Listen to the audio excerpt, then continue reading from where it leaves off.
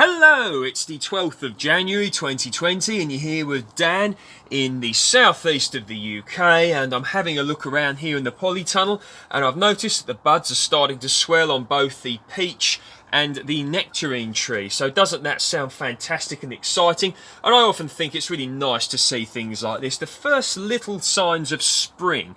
And honestly speaking, the weather here has been quite amazing. The other day we had temperatures of about 14 degrees C, which is about 57 degrees Fahrenheit, something like that. Had a bit of wind yesterday. I didn't have a bit of wind yesterday. The weather had a bit of wind yesterday.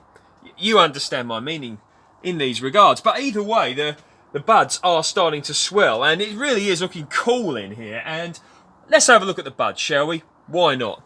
Now, it's a great thing because peaches, nectarines are so lovely to grow. And where are we? Let's try and find one. The light's starting to go a bit now, but here you go. If I put this here, I'll just try and get it in a little bit of focus. There you go. Look, you can see the buds are starting to swell, and a bit more here as well. So doesn't that look really, really exciting? And the same here. This is the nectarine tree. Relatively new tree here for the project, Nectarine Lord Napier. And if I just bring that there, you can see, look, starting to look a little bit... sometimes it's hard to get things into focus, but there you go. You can see it there, look. Can't you? And here, with the peach de peregrine, here as well, you can see here that this is starting to look a little bit of the same as well, so quite happy with that. And of course, when you are growing, you know, peaches and nectarines in a climate such as the UK, there are some problems, you know, or can be, you know, things like peach leaf curl, which I've spoken a lot about, so I won't mention too much about that. But that becomes a problem when the tree gets wet during the dormant season, okay, and the temperature goes below about 8 to 16 degrees C. There is a bit of discrepancy on that, but I don't take any risks, so this is why I grow the, you know, the peach and the nectarine here, nectarines, the peaches and the nectarine here in the polytunnel, so they don't get wet. And I've got you know, sort of detailed videos on that if you want to have a look, and where I talk a little bit more about that in detail. So yeah, so when growing peaches and nectarines, another problem that you can get is because the buds burst quite early, relatively, you know, early compared to other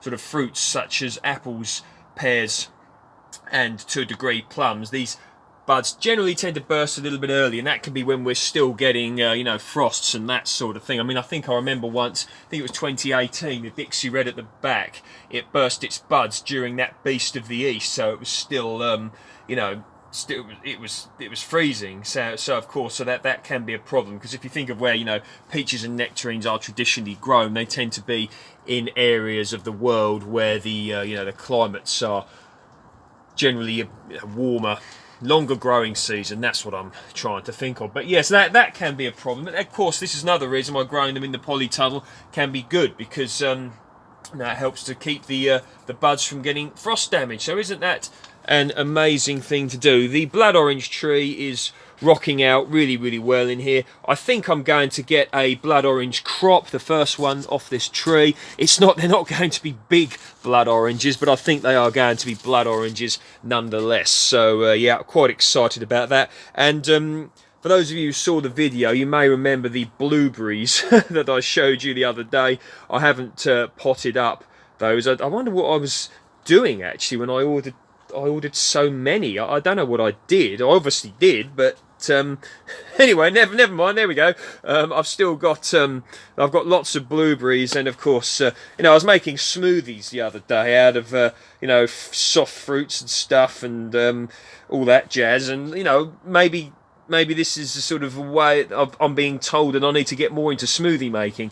But yes, I'm going to hopefully have a good collection of blueberries, all being well, and I'm going to be fiddling around and messing around with different growing mediums for those. Ones made out of things like sawdust and ericaceous mixes. I might get down the old local coffee shop and see if I can get some of their coffee ground. I've done this sort of thing before with coffee ground, whatever.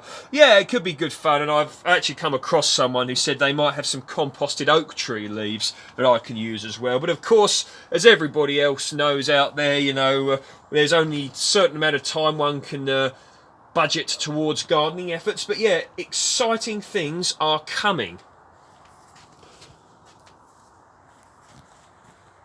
Yes.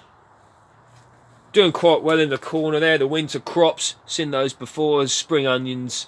There's spring onions and little carrots in there. And over there we've got Komatsuna rocking out, along with the peas as well. So yeah, quite happy with those. Now, pushing forward, and I think this is a very important thing with gardening or allotmenteering, no matter, you know, what stage you're at, push forward. If it's just a small step, push forward towards that. But I'm going to be purchasing 2 more things. It'll be next, when will it be? It'll probably be next month, something like that now, because I want to sort these out first before I start, you know, overloading the project here with bits and bobs, which is a very easy thing to do, which so many of you will be aware of. But I'm going to get another mango tree, alright? I'm going to do it. And, well, I'm going to order one anyway. And maybe several. Something, I know it's hard to grow these in this country. And I messed up big style on the last one. My own fault completely.